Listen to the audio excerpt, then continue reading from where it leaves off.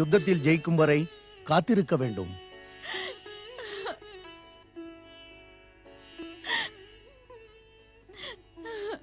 தாங்கள் என்னை விட்டு செல்லக்கூடாது சுவாமி.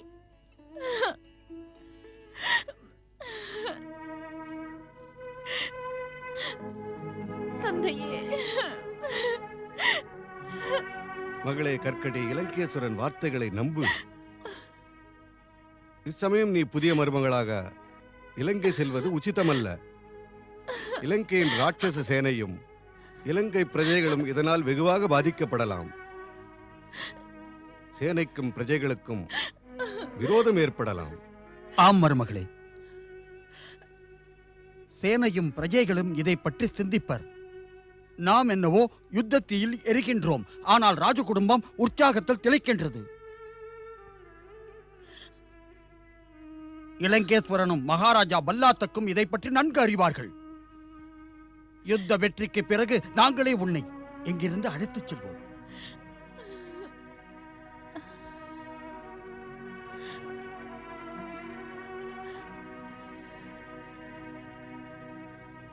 சரி சுவாமி, நான் தங்களுக்காக காத்திருப்பேன். ஆனால் தாங்கள் திரும்பி வரும் வரை நான் இந்த மஞ்சத்தில் சயனிக்க மாட்டேன். எந்த ஆசனத்திலும் அமர மாட்டேன். அக்னியில் வேக வைத்த பதார்த்தங்களை உண்ண மாட்டேன். விவாகம் நடந்துவிட்டாலும் ஒரு சந்நியாசினியை போல் வாழ்வேன். இது என்னுடைய சபதம். நான் விரைவில் திரும்பி வருகிறேன். வா கும்பகர்ணா, இனியும் தாமதம் வேண்டாம். சரி.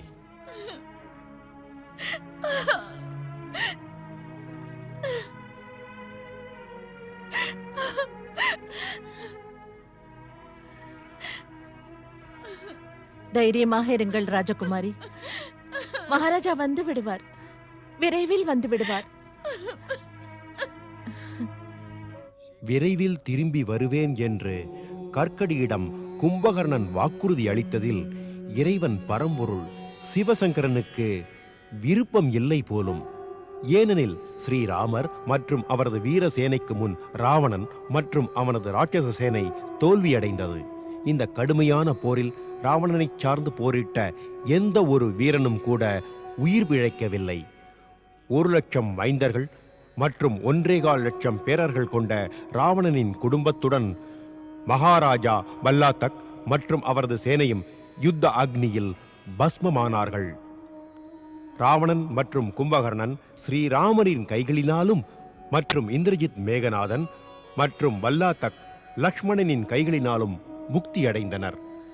ஸ்ரீராமனின் அருளினால் இலங்கை ராஜ்யம் விபீஷணனுக்கு கிட்டியது.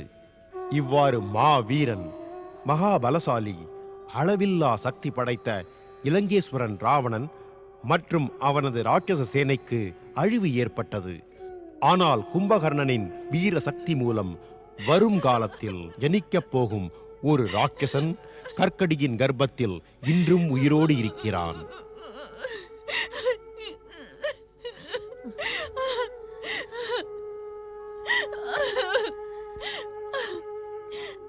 வேண்டாம் ராஜகுமாரி, வேண்டாம். இலங்கையை வெற்றி கொண்ட வனவாசி ராமனின் சகோதரன் லக்ஷ்மணன் இந்த பூமியில் உள்ள ராட்சசர்கள் அனைவரையும் கொல்ல முடிவு செய்து விட்டார். அவர் எந்த நேரமும் தனது வீர வானர சேனைகளோடு இங்கு வரக்கூடும். நாம் உடனே இங்கிருந்து சென்று விட வேண்டும் ராஜகுமாரி. நான் என்னுடைய உயிரையும் விட தயார். ஆனால் இங்கிருந்து நகர மாட்டேன். அசுரர்கள் ஆராதிக்கும் பகவான் சிவன் என்னை இந்த நிலைக்கு ஆளாக்கி இருக்க கூடாது. அவர் என் சுவாமியை திருப்பி தர வேண்டும். திருப்பி தந்தே ஆக வேண்டும். சத்தியத்தை உணர்ந்து கொள்ளுங்கள் ராஜகுமாரி. இறந்தவர் எவரும் திரும்பி வருவதில்லை.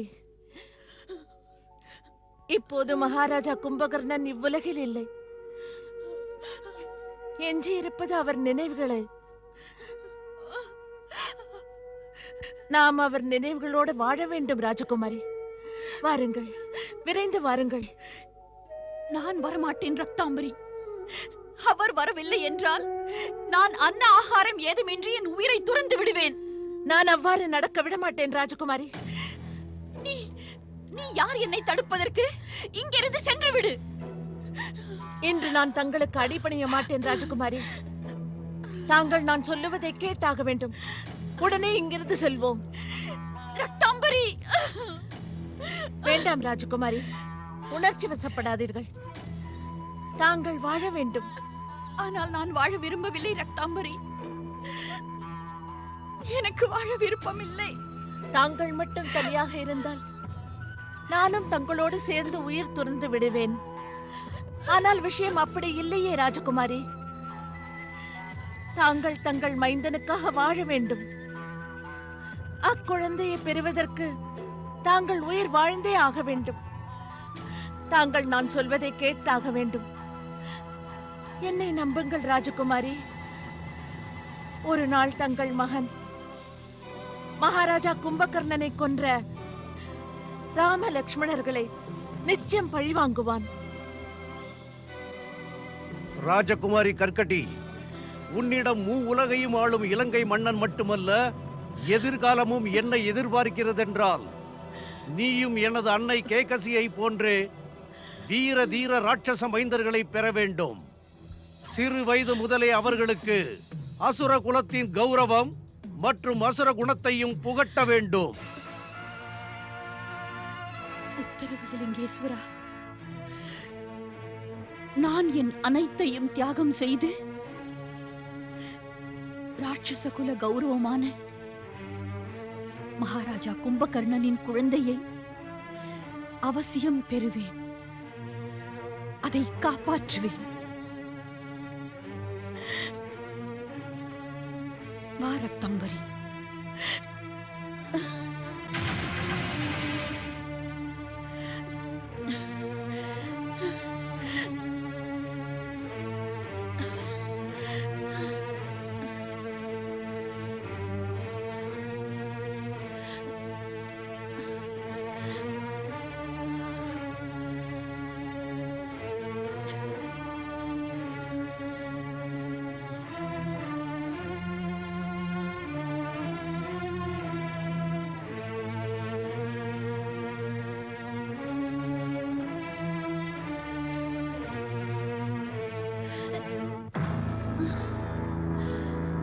ராஜகுமாரி, ராஜகுமாரி, என்ன ஆயிற்று ராஜகுமாரி?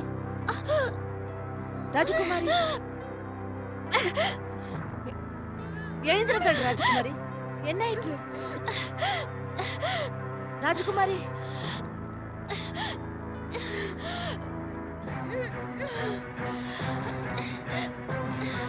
ராஜகுமாரி, எழுந்திருங்கள் ராஜகுமாரி, எழுந்திருங்கள். அங்கு செல்லலாம், வாருங்கள்.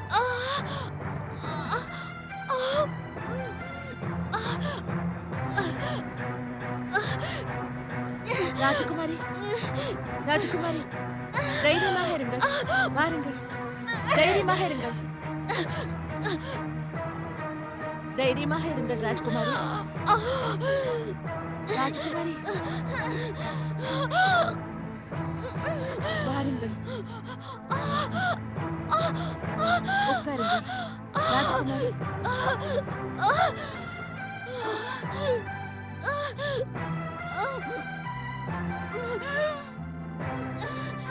யாருள்ளே? யாருள்ளே? எங்களுக்கு உதவி செய்யுங்களே.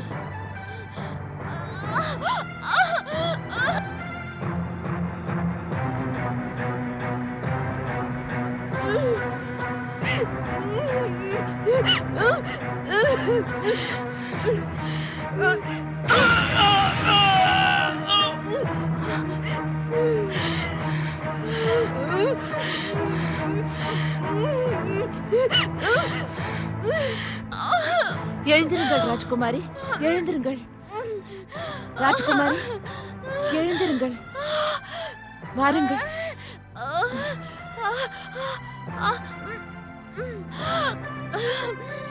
தைரியமாக இருங்கள், வாருங்கள். ராஜகுமாரி, அமருங்கள்.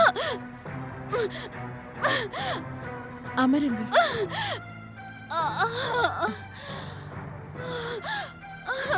தைரியமாக இருங்கள், தைரியமாக இருங்கள்.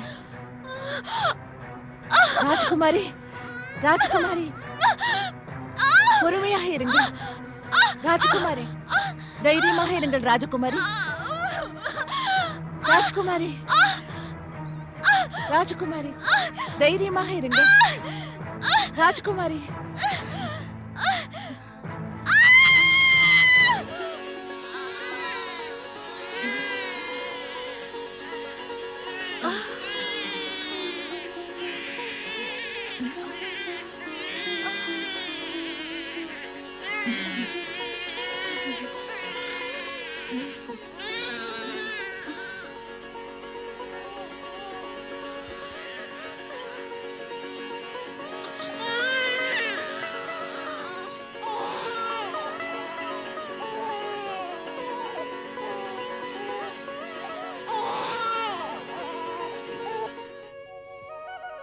இந்தா மகனே, இலக்கை நோக்கி குறிவை.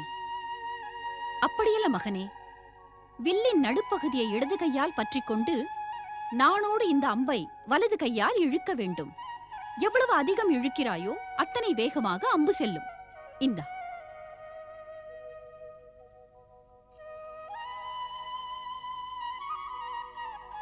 இலக்கின் மீது கண்களை நிறுத்து.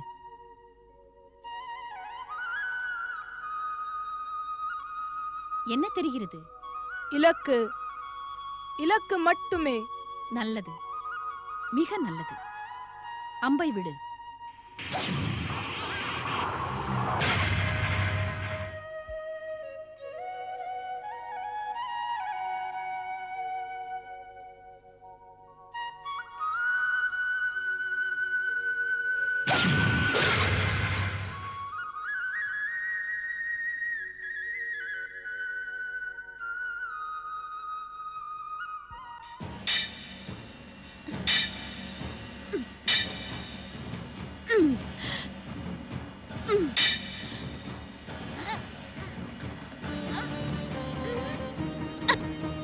மகனே, அந்த கல் தெரிகிறதா? ஆம் தாயே. அந்த கல்லை எடுத்து வெகு தூரத்தில் எரிய வேண்டும். எதிரி அங்கிருப்பதாக கற்பனை செய்து கொள்.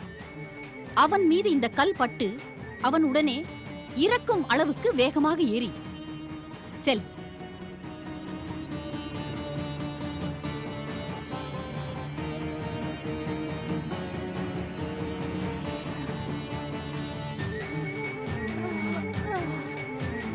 எடு மகனே, எடு. முயற்சி செய் மகனே, செய்.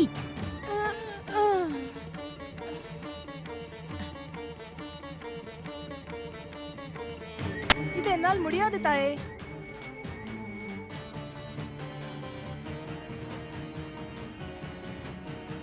உனது இச்சா சக்தியால் முடியவில்லை எனில் வேறொன்று செய் மகனே.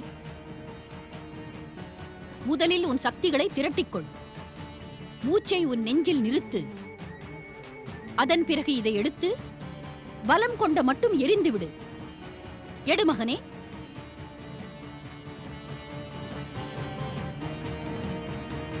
முயற்சி செய் மகனே, முயற்சி, முயற்சி செய்.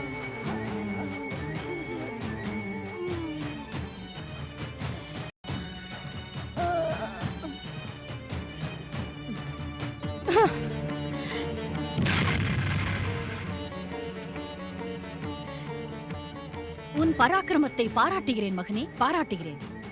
இதே போல் தினமும் பயிற்சி செய்.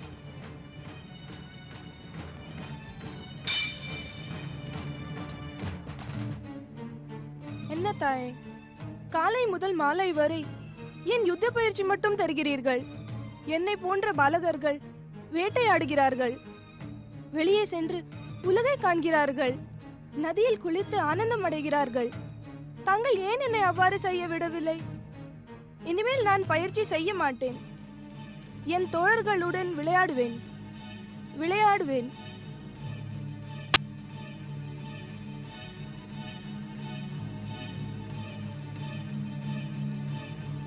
என்னது தாயே?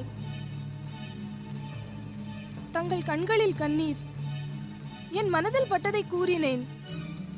பயிற்சியில் என் மனம் ஈடுபடவில்லை. நான் இதை விட்டு விலகி செல்ல விரும்புகிறேன். இல்லை அருமை மகனே, நீ இந்த உலகில் பிறந்தது விளையாடுவதற்கும் வேட்டையாடி கழிப்பதற்கும் அல்ல. நீ ஒரு லட்சியத்திற்காக பிறந்திருக்கிறாய். அந்த லட்சியம் நிறைவேற நீ என் மகனாகவே இருக்க வேண்டும். அது என்ன லட்சியம் தாயே? என்னிடம் கூறுங்கள். இன்றே நான் அதை நிறைவேற்றி விடுகிறேன். இல்லை மகனே, இதில் அவசரமோ ஆவேசமோ கூடாது. சிந்தித்து தைரியமாக செயல்பட வேண்டும். நேரம் வரும்பொழுது நான் நிச்சயம் உனக்கு அந்த லட்சியம் என்னவென்று கூறுகிறேன். ஆனால் தாயே, பீமா, இது உன் பயிற்சி நேரம், நினைவில் கொள். பயிற்சி செய் மகனே. தாயே, நான் அனைத்திலும் போதிய பயிற்சி பெற்றுவிட்டேன். எப்பொழுதும் ஒன்றையே செய்வது மகிழ்ச்சி அளிக்கவில்லை. மகிழ்ச்சி மகிழ்ச்சி மகிழ்ச்சி. உனக்கு உன் தாயின் கண்ணீரை துடைக்க வேண்டும் என்று தோன்றவில்லையா? என் துயரத்தை பற்றி சிறிதும் கவலை இல்லையா? அப்படி கூறாதீர்கள். எப்பொழுது தங்கள் கண்ணீரை கண்டாலும் நான் வருத்தமடைகிறேன். ஆனால் தாங்கள் தான் அதற்கான காரணத்தை கூறவில்லை தாயே. உனக்கு காரணம் தெரிய வேண்டுமா? ஆமாத்தா, எனக்கு காரணம் தெரிய வேண்டும். சரி கேள். என்று உன் பயிற்சி முடிந்து விட்டதாக தோன்றுகிறதோ அன்று நானே உனக்கு கூறுவேன். இப்பொழுது நேரத்தை வீணடிக்காதே. கதையை எடுத்து என்னை தாக்க துவங்கு.